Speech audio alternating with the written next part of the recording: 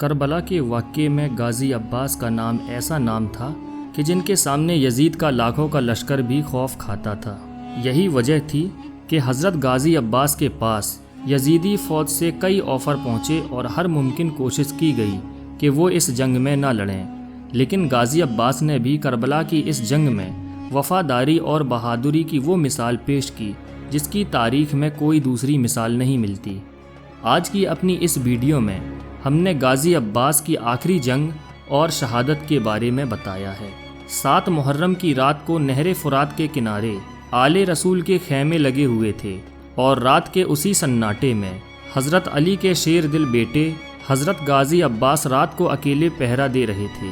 تاریخ نے لکھا آپ کا چہرہ پر نور، ہاتھوں میں تلوار اور انداز ہو بہو حیدر کرار شیر خدا حضرت علی جیسا۔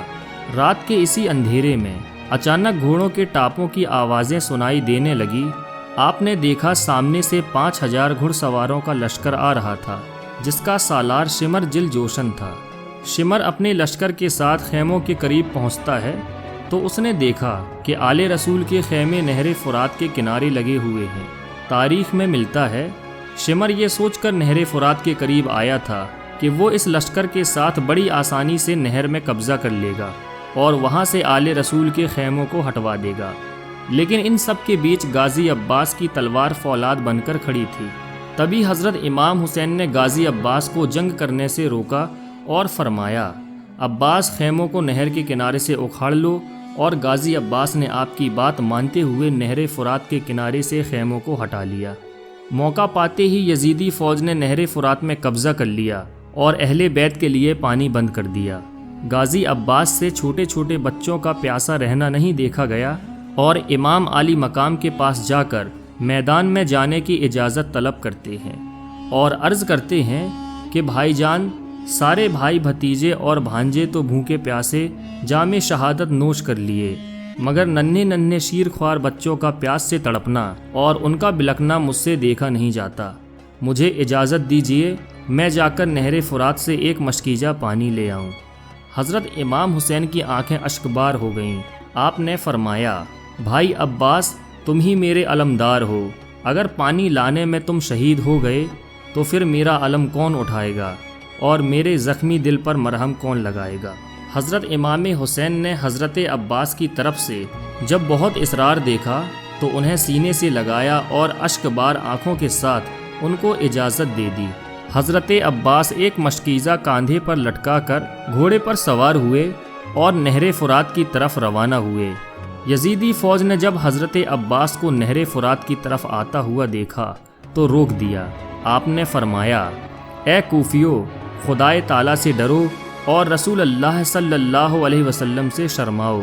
افسوس کہ تم لوگوں نے بے شمار خط بھیج کر نواسۂ رسول کو بلایا، اور جب وہ سفر کی مشکلیں اٹھا کر تمہاری زمین پر جلوہ افروز ہوئے تو ان کے ساتھ تم لوگوں نے بے وفائی کی، دشمنوں سے مل کر ان کے تمام دوست و احباب اور عزیز و اقارب کو شہید کر دیا۔ چھوٹے چھوٹے بچوں کو ایک ایک بوند پانی کے لیے ترسا رہے ہو۔ سوچو قیامت کے دن میرے نانا جان حضور صلی اللہ علیہ وسلم کو کیا منہ دکھاؤ گے؟ کوفیوں نے جواب دیا، اگر ساری دنیا پانی ہو جائے تب بھی ہم تمہیں پانی کا ایک قطرہ نہیں لینے دیں گے جب تک کہ حسین ابن علی یزید کی بیعت نہ کر لیں۔ ظالموں کا یہ جواب سن کر حضرت عباس علمدار کو جلال آ گیا۔ آپ نے فرمایا، حسین سر کٹا سکتے ہیں لیکن باطل کے سامنے جھکا نہیں سکتے۔ پھر حضرت عباس شیر کی طرح ان پر جھپٹ پڑے اور تلوار دھواں دھار چلانے لگے، یہاں تک کہ بہت سے دشمنوں کو موت کی نیند سلاتے ہوئے نہر فرات کے قریب پہنچ گئے۔ پانی کے کنارے والی فوج نے جب آپ کو دیکھا تو وہ دیوار بن کر کھڑے ہو گئے، مگر شیر خدا کا شیر مارتے کاٹتے اور دشمنوں کی صفوں کو چیرتے پھاڑتے آگے بڑھا اور گھوڑے کو نہر فرات میں داخل کر دیا اور مشکیزے کو بھر لیا، اور خود چلو میں پانی بھر کر پینا چاہا کہ بہن بھائی اور ننھے ننھے بچوں کی پیاس یاد آ گئی تو آپ کو یہ گوارا نہ ہوا کہ ننھے ننھے بچے پیاسے ہیں اور میں پانی پی لوں۔ آپ نے فوراً چلو کا پانی پھینک دیا اور بھرا ہوا مشکیزہ بائیں کاندھے پر لٹکائے ہوئے نکل پڑے۔ چاروں طرف سے شور ہوا، راستہ روک لو، مشکیزہ چھین لو اور پانی بہا دو۔ اگر حسین کے خیمے تک پانی پہنچ گیا تو پھر ہمارا ایک بھی سپاہی نہیں بچے گا۔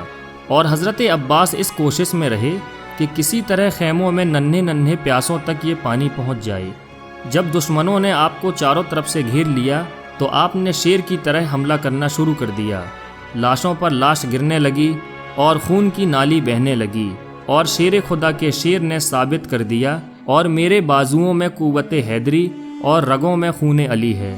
آپ برابر دشمنوں کو مارتے کاٹتے اور چیرتے پھاڑتے ہوئے خیمہ حسینی کی طرف بڑھتے چلے جا رہے تھے کہ ایک بدبخت جس کا نام زرارہ تھا پیچھے سے دھوکہ دے کر ایسی تلوار چلائی کہ آپ کا ہاتھ کندھے سے کٹ کر الگ ہو گیا۔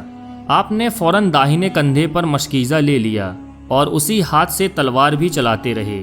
پھر اچانک نوفل بن ارزق خبیث نے آپ کا داہنا بازو بھی کاٹ کر الگ کر دیا۔ اب آپ نے مشکیزے کو دانتوں سے پکڑ لیا، مگر مشکیزہ کا خیمہ حسینی تک پہنچنا اللہ رب العزت کو منظور ہی نہ تھا۔ ایک بدبخت کا تیر مشکیزے میں ایسا لگا کہ تیر مشکیزے کے پار ہو گیا اور اس کا سارا پانی بہہ گیا۔ پھر حضرت عباس کو ظالموں نے چاروں طرف سے گھیر کر زخموں سے چور چور کر دیا، یہاں تک آپ گھوڑے کی زین سے زمین پر آ گئے۔ امام علی مقام دوڑ کر تشریف لائے، دیکھا کہ حضرت عباس علمدار خون میں نہائے ہوئے ہیں اور ان قریب جام شہادت نوش کرنے والے ہیں۔ شدت غم سے امام علی مقام حضرت امام حسین کی زبان پر یہ کلمات جاری ہوئے، اب میری کمر ٹوٹ گئی۔ پھر حضرت عباس کی لاش کو آپ اٹھا کر خیمے کی طرف لا رہے تھے کہ ان کی روح دار بقا کو تشریف لے گئی۔ یہ ایک عجیب نقصان ثابت ہوا حضرت امام حسین رضی اللہ تعالی عنہ کے لشکر کے لیے۔ یہ 10 محرم الحرام کا دن تھا جب آپ سے 3 دن کے پیاسے بچوں کی پیاس نہیں دیکھی گئی اور آپ اکیلے پانی لینے چلے گئے۔ آپ کامیاب لوٹ رہے تھے، لیکن کمزور دشمن نے پیچھے سے وار کر کے آپ کو شہید کر دیا۔ آپ کو دریائے فرات کے قریب شہید کیا گیا تھا اور آپ کا مزار بھی اسی مقام پر ہے جہاں میدان کربلا عراق میں آپ اپنے گھوڑے سے گرے تھے۔ اسی مقام پر آپ کی قبر مبارک ہے اور یہیں پر آپ کا مزار تعمیر کیا گیا ہے، جہاں لاکھوں مسلمان ہر سال خاص کر محرم الحرام میں زیارت کے لیے آتے ہیں۔